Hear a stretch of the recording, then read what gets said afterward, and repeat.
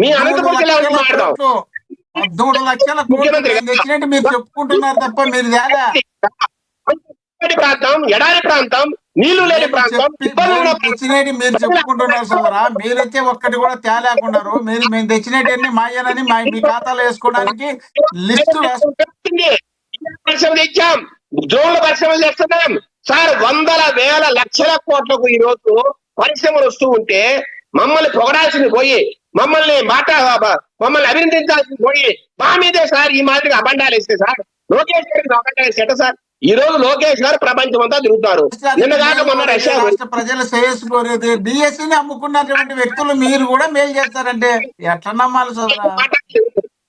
ఇలా మీరు రన్నింగ్ కాంపిటీస్ ఎవడు మాట్లాడాడు, ఇది పద్ధతి కాదు. వినండి సార్. సార్ ఈ మధ్య కాలంలో రష్యాకి వెళ్ళారు, 1 వీక్ వెళ్తారు సార్. ఎవరైనా రష్యాకు పోయారా ఈ భారతదేశం నుంచి పెట్టుబడుల కోసం?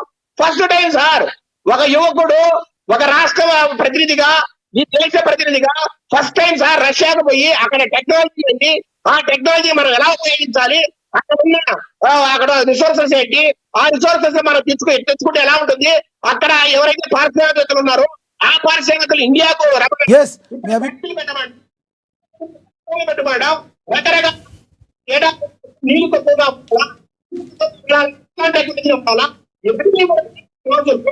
తప్పితే ఈ దేశంలో యువనాయకుడైనా చేస్తున్నాడా? మూడో పాయింట్ అంత చనిపోయారో విగదించారో వారి ఇంట్లో వారి అంత ఇబ్బందికరమైన పరిస్థితుల్లో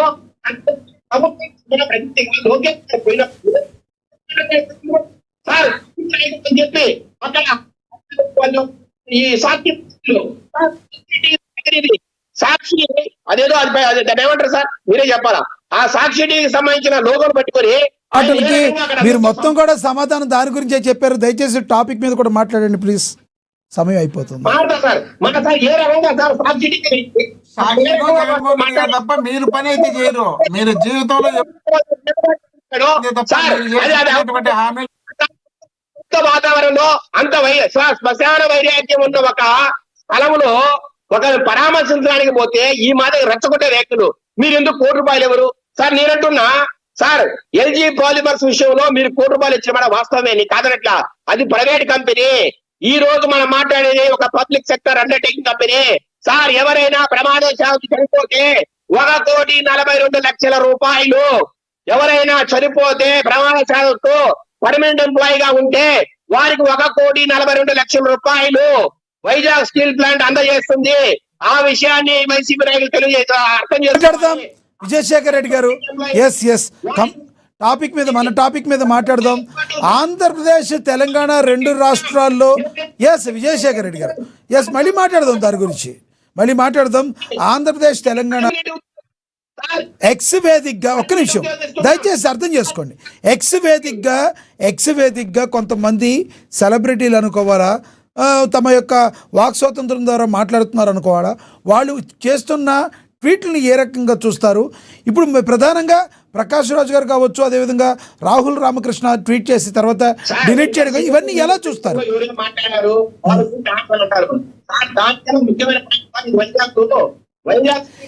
అది వేరే టాపిక్, ఇంకో దాని మీద డిబేట్ పెడదాం, రేపొద్దున పెడదాం. దాని మీద రేపు పెడదాం డిబేట్, దాని మీద పెడదాం. మనం ఒక దాని మీద డిబేట్ పెట్టి ఇంకొక దాని మీద వెళ్తే ప్రజల్లోకి అది వేరుగా వెళ్తుంది. ఇవాళ ఇది పెట్టాం కాబట్టి దీని మీద మాట్లాడదాం.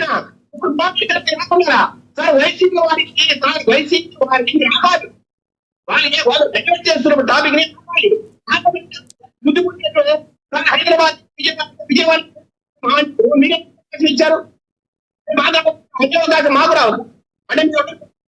మీ వాయిస్ కట్ అవుతుందండి, ప్రాబ్లం ఎక్కడ? మీ వాయిస్ అయితే కంప్లీట్ చెప్పండి.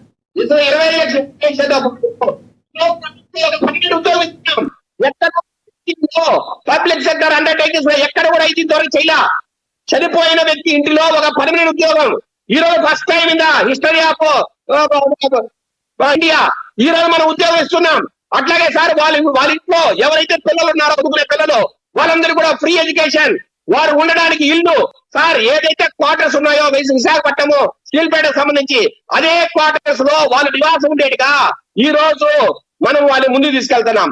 ఈ రకంగా సార్ వాళ్ళను ఒక అన్నదమ్ముల్లాగా, అంటే ఒక అన్నలాగా తమ్ముళ్లాగా లోకేష్ గారు పవన్ కళ్యాణ్ గారు అక్కడికి వస్తుంటే ఈ రకంగా విజయశేఖర్ రెడ్డి గారు మీతో నేను మళ్ళీ మాట్లాడతా, సమయం అవుతుంది, మళ్ళీ మాట్లాడతాను.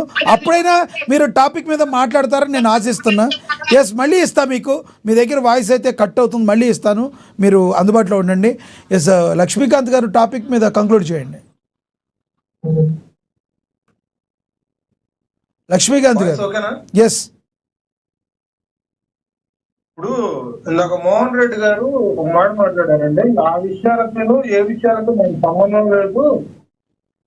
ప్రొఫెసర్ నాగేశ్వరరావు గారు అన్నట్టుగా అమిత్ షా గారి దగ్గరికి వెళ్ళి పవన్ కళ్యాణ్ ఉండొచ్చేమో. సార్ ఇక్కడ ఏమో అన్న దానికన్నా ముందు ఈ 4 గోళ్ల మధ్య అమిత్ షా గారు, పవన్ కళ్యాణ్ గారు, నాదెండ్ల మనోహర్ గారు, ఇతరులు ప్రొఫెసర్ నాగేశ్వరరావు గారు చెప్పిన మాటల ప్రకారంగా అంటే పవన్ కళ్యాణ్ గారు కలిసింది, మనోహర్ గారు పవన్ కళ్యాణ్ గారు కలిసింది 25 అక్టోబర్ సార్.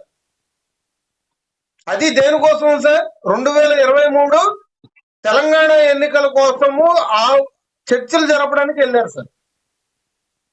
ఆ తర్వాత విడివిడిగా ప్రభుత్వం, కూటమి ప్రభుత్వం ఏర్పడిన తర్వాత విడివిడిగా వెళ్ళారు. అంతేగాని పవన్ కళ్యాణ్ గారు, మనోహర్ గారు, ఇతరులు అని వెళ్ళిన సందర్భం ఎక్కడా లేదు. ఇవన్నీ గాలి మాటలు.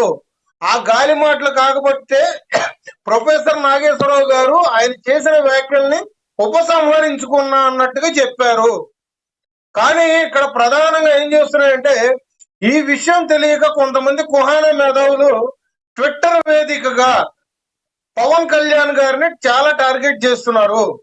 దానికి తగ్గట్టుగానే మేము మా పార్టీ సంబంధించి ఇటువంటి వాళ్ళు వస్తూ ఉంటారు సార్. ఇప్పుడు ఒక మాట సార్, షూటింగ్ చేసుకునే టైంలో ఏదో రిలాక్స్ అవ్వండి అని చెప్పేసి ఒక క్యారివేల్ నుంచి కళ్ళద్దాలు పెట్టుకొని వచ్చి మాట్లాడే ప్రకాష్ రాజ్ ఏంటి సార్? విలువలకి మేము చెప్పాలా సార్?